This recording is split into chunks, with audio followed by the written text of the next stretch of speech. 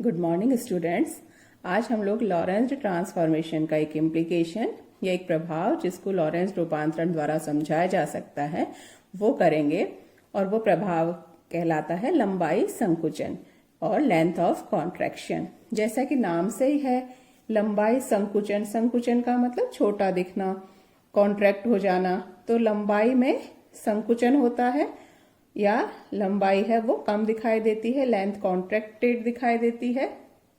तो उस प्रभाव को हम लंबाई संकुचन कहते हैं। लेकिन किस अवस्था में होगी, किस प्रकार होगी, वो हम लॉरेंज रूपांतरण समीकरणों से समझेंगे। तो सबसे पहले हम कुछ टर्म्स डिफाइन करते हैं। उचित लंबाई और प्रॉपर लेंथ, कि किस लंबाई को हम उचित या प्रॉपर कहेंगे। तो स्थिर अवस्था में नापी गई लंबाई या उस निर्देश तंत्र के प्रेक्षक द्वारा नापी गई लंबाई जिसमें वो पिंड स्थिर हो, स्थिर अवस्था में हो, गति नहीं कर रहा हो, या उस निर्देश तंत्र के प्रेक्षक को वो स्थिर दिखाई देता हो।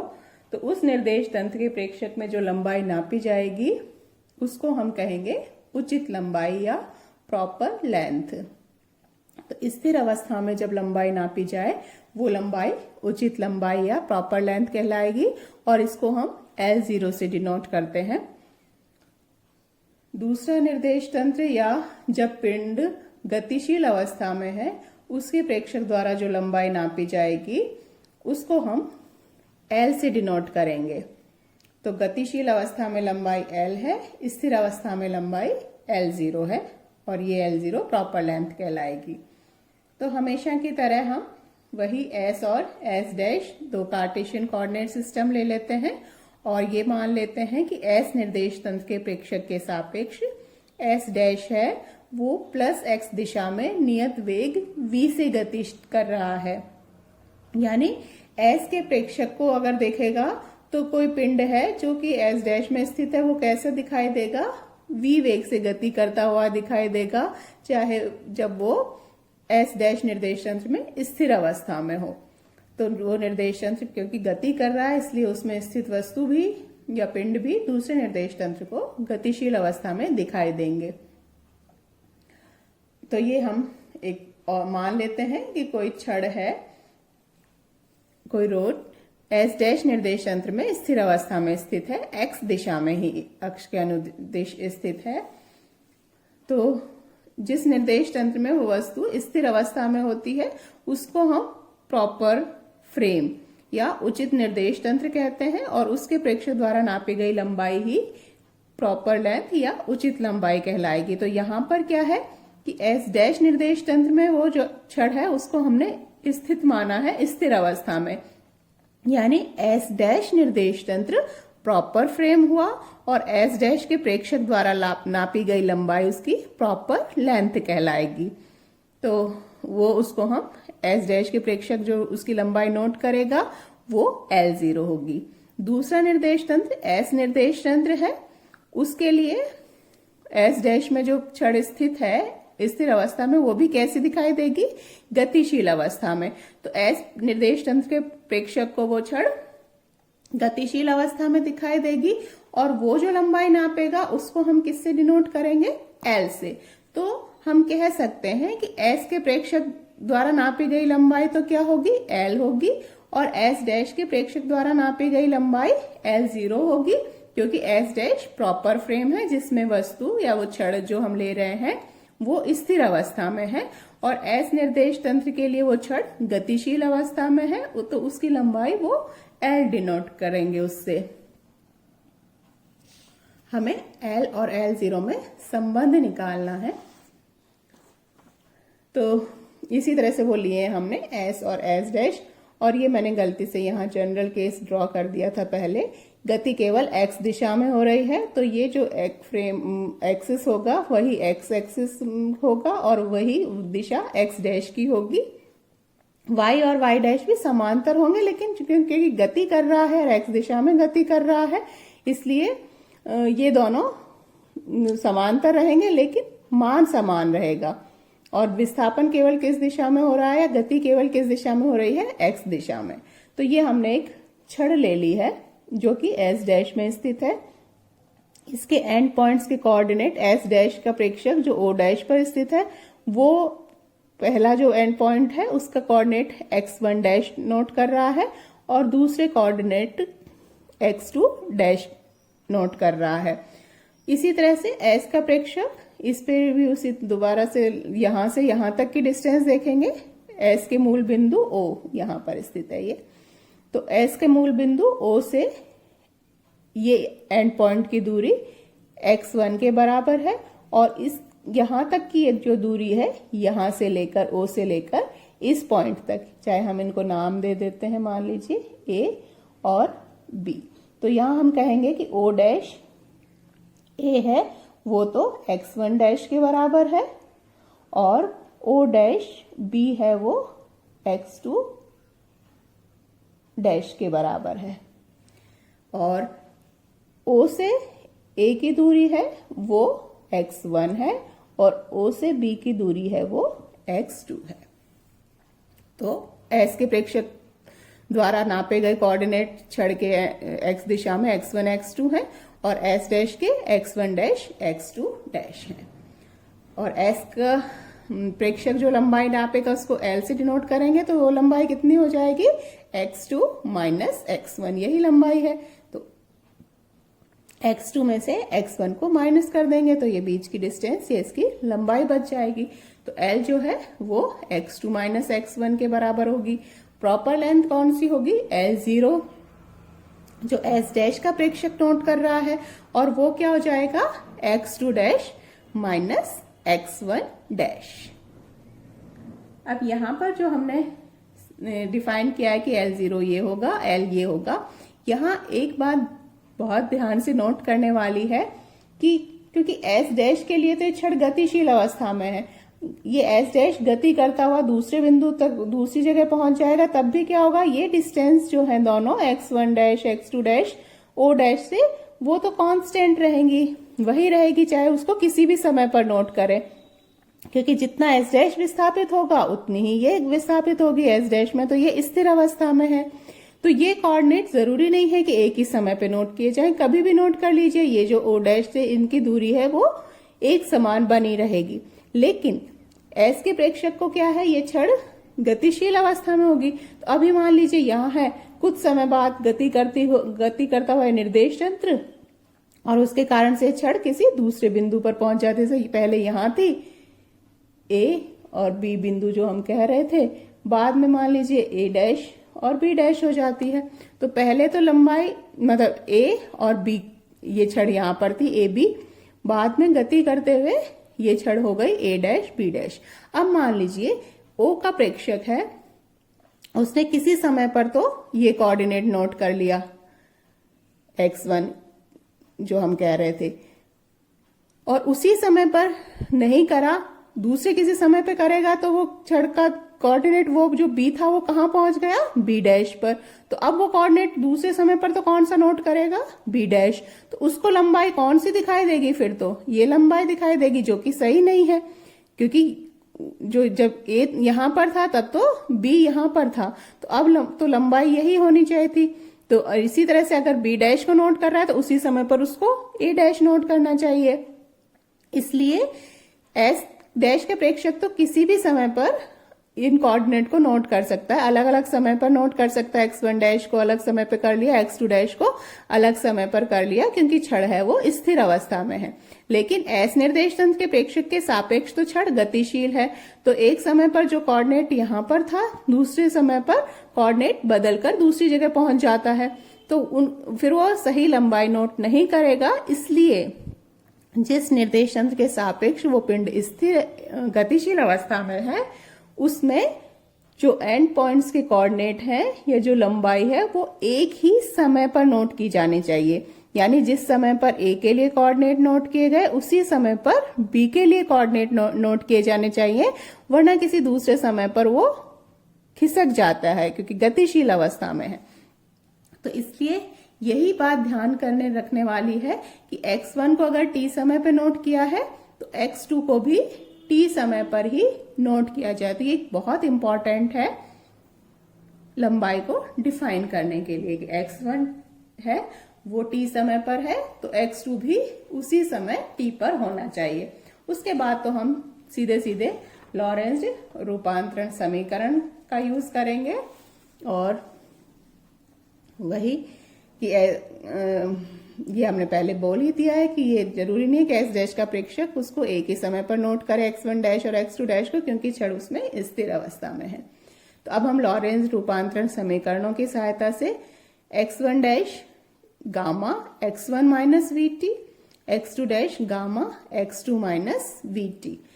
तो x1 डैश जो लंबाई L0 है वो x2 dash minus x1 dash के बराबर है, यही इन्हीं से करेंगे।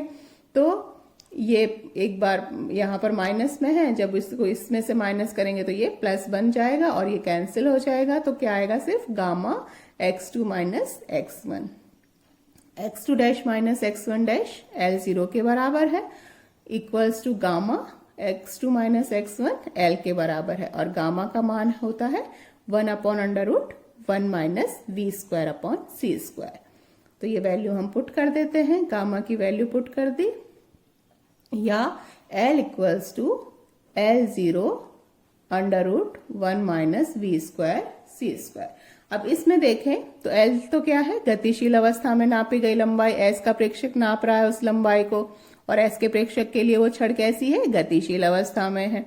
तो ये उस छड़ की गतिशील अवस्था में नापी गई लंबाई है जब वो छड़ गति कर रही है, और L0 जब वो छड़ स्थिर अवस्था में है उस समय लंबाई है। तो यहां हम देखें तो ये मल्टीप्लिकेशन में हो गया है और 1 में से कुछ राशि माइनस हो रही है, यानी ये राशि 1 से छोटी हो जाएगी, कुछ माइनस कर देंगे, उसमें से निकाल देंगे 1 में से कुछ राशि, तो वो 1 से छोटी हो जाएगी, यानी L का जो मान है वो L0 से छोटा होगा।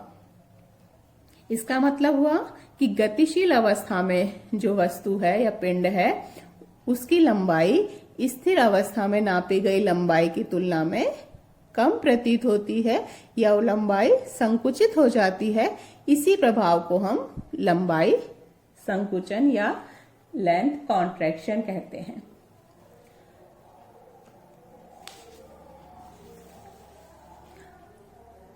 तो यही हमने यहाँ लिखा भी है कि गतिशील अवस्था में किसी पिंड की लंबाई उसकी स्थिर अवस्था में लंबाई से कम प्रतीत होती है, या लंबाई में संकुचन हो जाता है। और ये किसका परिणाम निकला, लॉरेंज रूपांतरण समीकरणों का ही है। तो ये उसका प्रभाव है लॉरेंज रूपांतरण समीकरणों का। यहाँ एक और बात जो ध्यान देने वाली है कि हमने यहाँ पर गतिशील जो गति की दिशा है वो x अक्ष की दिशा में मानी है। तो ये लंबाई संकुचन भी किस दिशा में हो रहा है, x दिशा में। लंबवत दिशा में y और z दिशा में लंबाई पर कोई प्रभाव नहीं पड़ेगा। तो अगर हमने कोई 3 डायमेंशनल ऑब्जेक्ट रखा है जिसकी y दिशा में भी लंबाई है, z दिशा में भी है, तो y और z दिशा में जो उसकी लंबाई स्थिर अवस्था में होगी वही गतिशील अवस्था में भी होगी। संकुचन केवल किस दिशा में होगा, गति की दिशा में, और यहाँ वो हमने x अक्ष की दिशा मानी है, तो x अक्ष की दिशा में ही लंबाई है। वो अगर स्थिर अवस्था में L0x थी तो अब हो जाएगी √1 minus V square upon C square से, और मल्टीप्लाई हो जाएगा, उसको LX कहेंगे।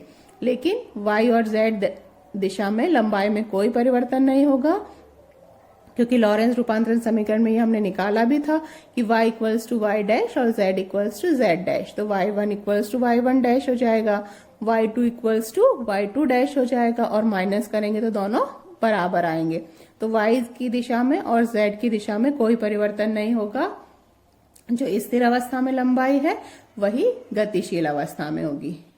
तो इम्पॉर्टेंट थिंग यही है नोट करने के लिए कि लंबाई में जो ये संकुचन होता है वो केवल गति की दिशा में होता है, लंबवत दिशाओं में कोई परिवर्तन नहीं आता। अगर हम यहाँ पर y दिशा में गति मान लेते कि जो निर्देश तंत्र S डैश है वो y दिशा में गतिशील है, तो y दिशा में परिवर्तन हो जाएगा कि Ly है वो L0y √1 minus V square upon C square हो जाएगी, और x और z में वही रहेगी। तो जिस भी दिशा में लंबा गति कर रहा है वो पिंड या निर्देश तंत्र, उसके केवल उसी दिशा में जो लंबाई है वो परिवर्तित होती है, उसमें संकुचन होता है, उसके लंबवत दिशाओं में कोई संकुचन नहीं होता।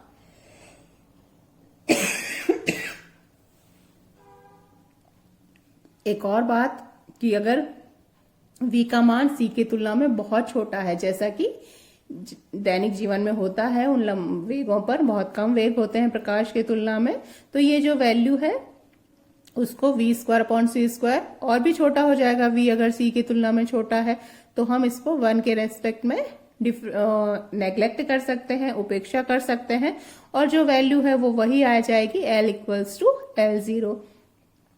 तो उस समय लंबाई में कोई संकुचन नहीं होता, यानी दैनिक जीवन में जो वेग है उनमें हमें ये प्रभाव परिलक्षित नहीं होता, दिखाई नहीं देता। ये केवल तभी अप्रिशिएबल है जबकि जो पिंड की गति है या वेग है वो प्रकाश की तुलना में नेग्लेक्टेबल ना हो, नेग्लेक्ट ना किया जा सके, उसकी उपेक्षा ना की जा सके, उसी समय ये प्रभाव दिखाई देता है। अगर वेग बहुत कम है तो ऐसा कोई प्रभाव दिखाई नहीं देता।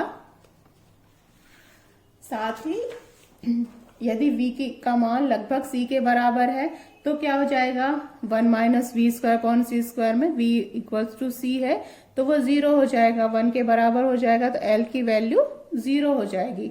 यानी प्रकाश के वेग से गतिशील पिंड कैसा दिखाई देगा, हमेशा एक बिंदु की तरह दिखाई देगा, उसका कोई डायमेंशन दिखाई नहीं देगा।